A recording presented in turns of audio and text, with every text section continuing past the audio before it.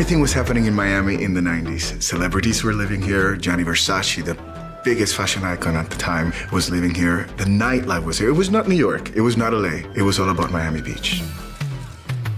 Miami is a modern equivalent of Sybaris in Greece, famous for its hedonism and celebration of the senses and celebration of pleasure.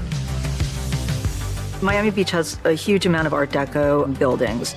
Those buildings were white when they were built, and then during the Miami Vice era in the 80s, there was a little bit of an Art Deco revival, and they painted these Art Deco buildings pastel colors. So you see a lot of pink and aqua and yellow. We told this story very much through the visual design and with the use of color in this series and with the use of symbolic color. So we started off with the idea of using a lot of pink, which is so representative of the gay community and also very associated with Miami Beach. When someone asks you if we were friends, you'll say no. South Beach has changed a lot since Gianni Versace moved there. It was very run down and seedy. He had the vision of seeing what Miami was going to become.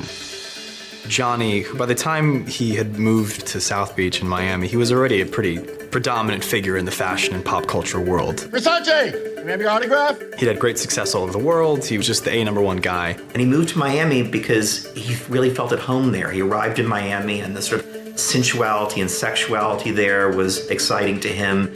The mix of decay and the ocean. And he bought the Casa Casarina, this sort of grand decaying house on the beach, and made his home there.